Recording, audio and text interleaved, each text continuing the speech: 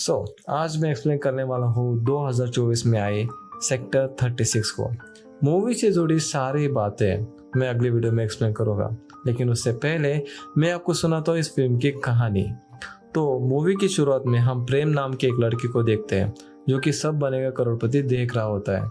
उसे हर सवाल के जवाब आते थे। प्रेम की पत्नी और एक बच्ची है जो गांव में रहते हैं। प्रेम नौकर है, एक कोठी का देखभाल करता है और एकदम मौज से रहता है क्योंकि कोठी का मालिक वहां रहता नहीं है। हम देखते हैं कि वो एक बड़ी सी चाकू लेता है और बाथरूम जाता है।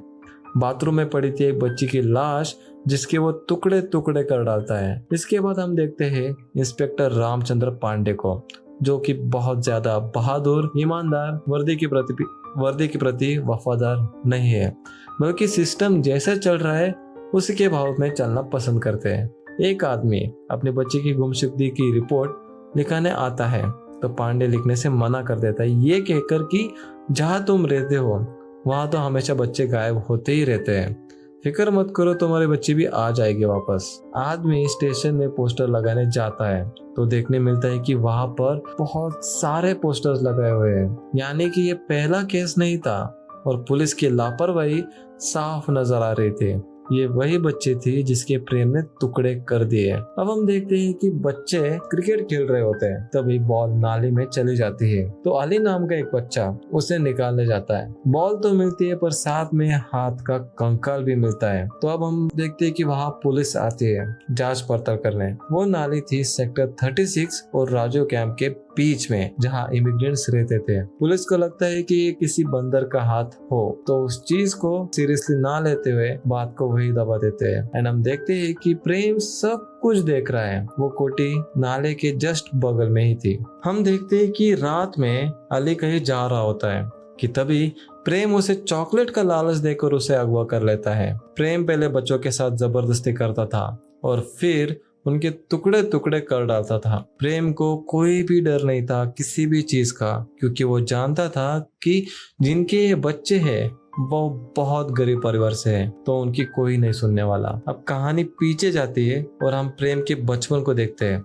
जहाँ उसका कसाई मामा उसके साथ जबरदस्ती करता था। एक दिन प्रेम को गुस्सा आ गया और उसने चाकू लेकर मामा को हलाल कर डाला। कहानी वर्तमान में आती है, जहाँ हम देखते हैं कि प्रेम फ्रिज से एक बॉक्स निकालकर छोटे लाल नाम के एक आदमी को देता है, जो कि एक अस्पताल में कंपाउंडर है। प्रेम बच्चों के टुकड़े करने के बाद उन्हें पॉलीथिन में भर के नाले में या गटर में फेंका करता था। अब हम देखते हैं मुंबई में रह रहे बस्सी नाम के एक आदमी को, जो कि अपने पोती से कह रहा होता है कि लाओ मैं कपड़े चेंज कर दूं, तो बच्ची कहती है नहीं, मुझे मम्मी चाहिए। अपनी पत्नी के आते ही बस्सी घबरा जाता है और एकदम नॉर्मल बिहेव करने लगता है। जिस कोठी का देख रेख करता था प्रेम, उसका मालिक बस्सी है। तो वो प्रेम को फोन करके कहता है कि मैं कल आ रहा हूँ, चुनकी से बोल दो कल शाम को आ जाए। चुनकी एक लड़की का नाम था। प्रेम ने न जाने आज तक कितने बच्चों के साथ गलत किया और फिर उन्हें मार काट कर इधर उधर ठिकाने लगा दिया, लेकिन उसे कोई चिंता नहीं था, बल्कि सुकून से चैन से रहता था बिना किसी बात की टेंशन लिए।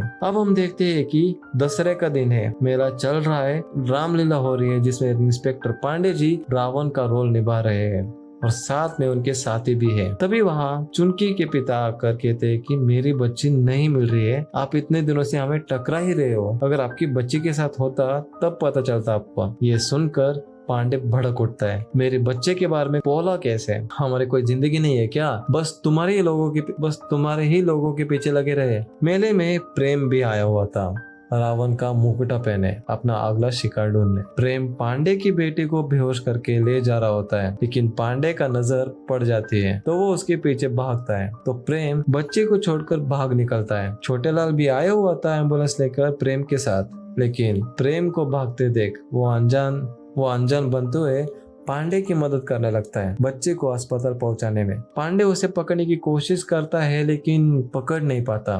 अब तक पांडे लोगों को टरकाता आ रहा था, लेकिन जब आज खुद की बेटी के साथ वही होता देखा तब उसे एहसास होता है कि अपनी ड्यूटी का कि कितना गलत कर रहा होता है वो उन बच्चों के परिजनों के दर्द को ना समझकर। अब हम देखते हैं एक बहुत अमीर खानदान के बच्चे विवान को, जो स्कूल जा रहा होता है, लेकिन घर के सामने से ही उसे कोई अगवा कर लेता है। हमें देखने को मिलता है कि पांडे जी ने खुद चुमकी के पिता को बुलाया और उनकी एफआईआर लिखते हैं। पिताजी बताते हैं कि रिक्शा वाले ने चुमकी को मकान नंबर 5 के बाहर छोड़ दिया था और चुमकी वही रिक्शा लेते थे हमेशा हर जगह, लेकिन चर्चा थी विवान के अगवा होने की। पूरा मीडिया, पूरी पुलिस सब इस केस के पीछे लगी हुई थी। पांडे जाता है पूछताछ करने को, जो कि वो घर था बस्सी का। दरवाजा खोलते ही प्रेम, जो कि एकदम भोला भाला सा बन के दिख रहा था, पांडे बस्सी से पूछताछ करना शुरू करता है। तभी बस्सी बताने लगता है कि अपने कनेक्शन के बारे में। आपके सीनियर और मैं साथ पढ़ते हैं, होम मिनिस्टर का बेटा मुझे जानता है। वो दिखाता है कि मेरी बहुत ऊपर तक पहुंच है। तभी वहाँ चुमकी के पिता आकर चिल्लाने लगता है, किसने मेरी बेटी के साथ जबरदस्ती की है? तो बस्सी कहता है, मैंने तुम्हें पूरे पैसे दिए और तुम मुझे ही उल्टा बोल रहे हो। यहाँ पता चलता है कि चुमकी के पिता चुमकी से गलत काम करवाता था, तो पांडे पहले उसे मार देता है। पिता होने के नाते ऐसे काम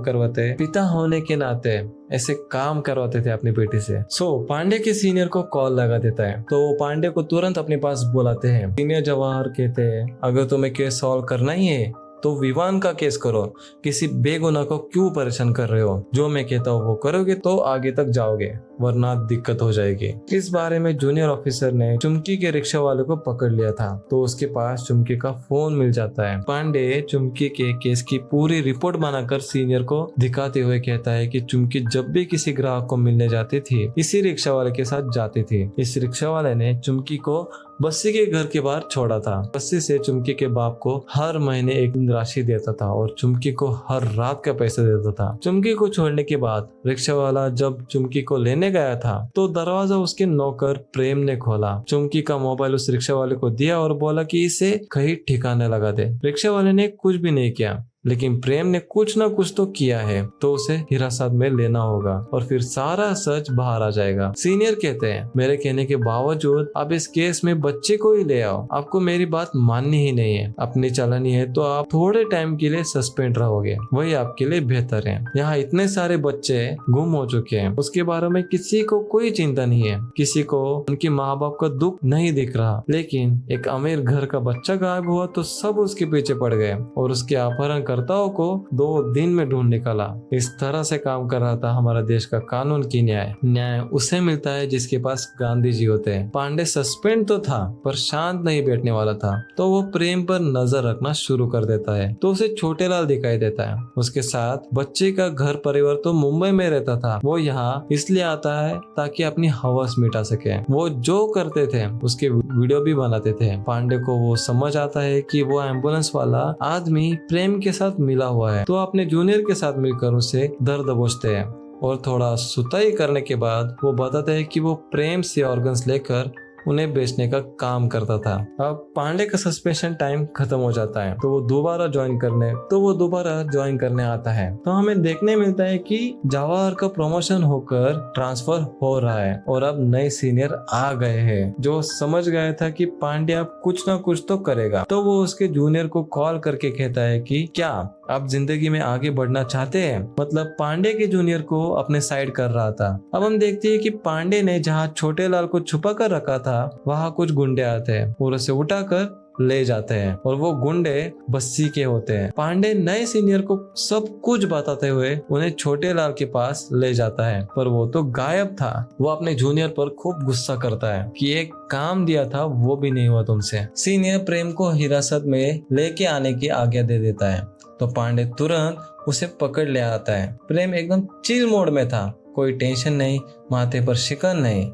ऐसे लग रहा था जैसे पुलिस स्टेशन नहीं, किसी कैफे में आया हो डेट पर। पांडे के आते ही वो उसके पैर पड़ते हुए कहता है कि मुझे नहीं पता था कि वो आपकी बेटी है, वरना मैं तो कभी उठाता ही नहीं। गलती हो गई मुझसे, मुझे माफ कर दीजिए, अगली बार ध्यान रखूंगा। तब बनेगी करोड़पति आने का समय हो रहा है, तो जो पूछना है जल्दी पूछ लीजिए, वरना शो छूट जाएगा मेरा। वो कहते ही पांडे पूछता है, तुम चुमकी को जानते हो? तो प्रेम कहता है हाँ जानता था, मैंने ही तो मारे उसे। पांडे और सीनियर ऑफिसर हैरान होते हैं, कैसे बात कर रहा है। प्रेम कहता है हुआ यूं कि पापा जी घर पे नहीं थे। प्रेम बस्सी को पापा जी कहता था, पापा जी घर पे थे नहीं, तो मैंने कस्टमर के बहाने उसे फोन किया। अब देखो इतना दिनों से वो खुद मुझे आंखों ही आंखों में इशारे कर रही थी, तो मैंने उसे फोन किया और कहा कि कस्टमर है आ जाओ। तो वो आ गई, चाय पिलाई, मदिरा पिलाई, लेकिन फिर वो अकड़ने लगी कि कस्टमर है तो ठीक, वरना मैं जा रही हूँ। वो जाने लगी तो मैं उसका हाथ पकड़ा और अपने दिल की बात बोल दी कि मुझे पता है कि पापा जी के साथ सोती है, पर मुझे कोई दिक्कत नहीं, और मुझे ये भी पता है कि तुम मेरे साथ करना चाहती हो। जैसे ही मैंने उसे ये कहा, वो मुंह खोलकर मेरे पर हंसने लगी, कहने लगी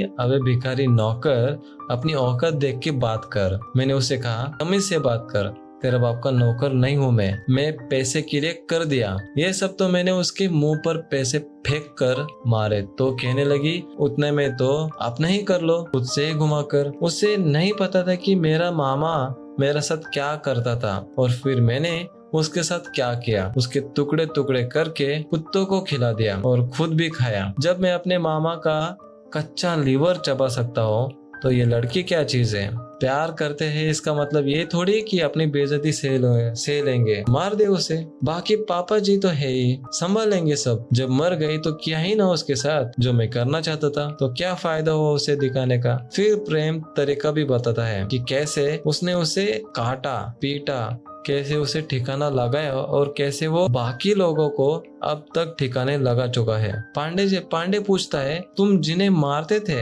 उनका ऑर्गन निकालकर बेचते थे ना। छोटे लाल को प्रेम कहता है हाँ देखो, उनके साथ जबरदस्ती करके उनका मीट खा के तो कोई फायदा नहीं, तो मैंने अपने दिमाग लगाया और ऑर्गन बेचने का व्यापार शुरू किया। सीनियर पूछते हैं खाने के बाद क्या मतलब। प्रेम कहता है मेरा मामा को खाने के बाद मेरे मुंह पर इंसान का मांस का टेस्ट बैठ गया, फिर मुझे तलब मचने लगी। मैंने खुद को रोकने की बहुत कोशिश की, 1-1.5 साल तक नहीं खाया, लेकिन ये तलब शांत नहीं हुई। तो किया मैंने कि काम से काम 20-24 बच्चों को मारा, खाया और उनके ऑर्गन्स बेचे हैं। आप जल्दी जल्दी सवाल पूछिए, टाइम नहीं है मेरे पास, शो का समय हो रहा है। पांडे उसे थप्पड़ मारते हुए कहता है उन बच्चों को क्यों मारा। तो प्रेम कहता है आपके बच्चों को तो कुछ किया नहीं ना, तो आप क्यों परेशान हो रहे हो। पांडे कहता है मेरे बच्चे और उन बच्चों में क्या फर्क है। तो प्रेम कहता है आप अपने बच्चे को उन बच्चों से तुलना कर रहे हो सर, जिन बच्चों की आप बात कर रहे हो कोई देखता भी नहीं होंगे, कोई जिंदगी नहीं है इनकी, कुछ नहीं कर पाएंगे इनके माँ बाप। ये लोग खाएंगे पिएंगे, किसी के घर के झाड़ू पोछा मारेंगे, टीवी देखेंगे, सपने बनाएंगे और आखिर में मर जाएंगे वही ब्रिज के नीचे।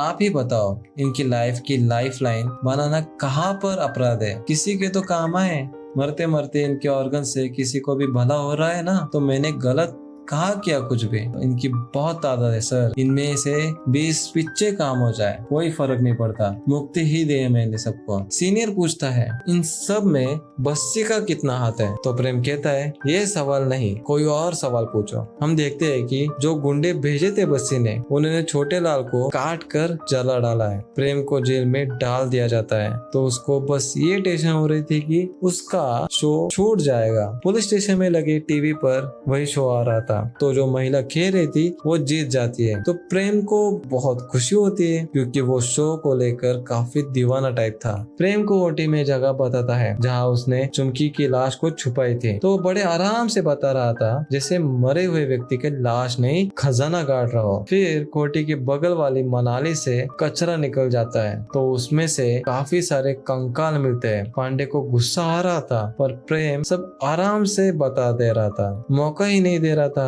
ऐसा कि वो उस पर गुस्सा निकाले और शायद उसे मारता पीटता तो वो शायद उस पर असर भी ना होता। बस्सी को भी गिरफ्तार कर लिया जाता है। जिनके बच्चे मर गए उनकी परिजनों का खून उबल रहा था, वो गुस्से में उस कोटे को तोड़ फोड़ कर डालते हैं। बच्चे के अंदर तक ऊपर तक हर तरह के पोचोदे के लोग लगे हुए थे उसे छुड़ाने में। उसके सोर्स लगाने पर पांडे को नौकरी से डिसमिस कर दिया जाता है। इस केस को अभी सीबीआई टीम को सौंप दिया जाता है, जिसके हेड होते जवाहर, जो कि बस्सी को पहले से ही जानते थे। तो जाहिर है कि सब उसके हिसाब से ही हो रहा था। जवाहर मीडिया के सामने सारा इल्जाम प्रेम पर डाल देता है और बस्सी को बेगुनाह बता देते हैं। जब पांडे ये खबर देखता है तो वो सीनियर से प्रेम से मिलने की विनती करता है, तो वो उसे मिलने देते हैं। वो कहते हैं, तुम जो ऑर्गन्स बेचकर छोटे लाल के हाथों में पैसे भिजवाते थे अपने घर, वो पैसे वहां तक नहीं पहुंचाए, वो पैसे वहां तक नहीं पहुंचे क्योंकि छोटे लाल अब नहीं रहा। प्रेम कहता है, मेरा पापा जी मुझे यहाँ से निकालेंगे। पांडे कहता है, तेरा पापा वापा कुछ नहीं है।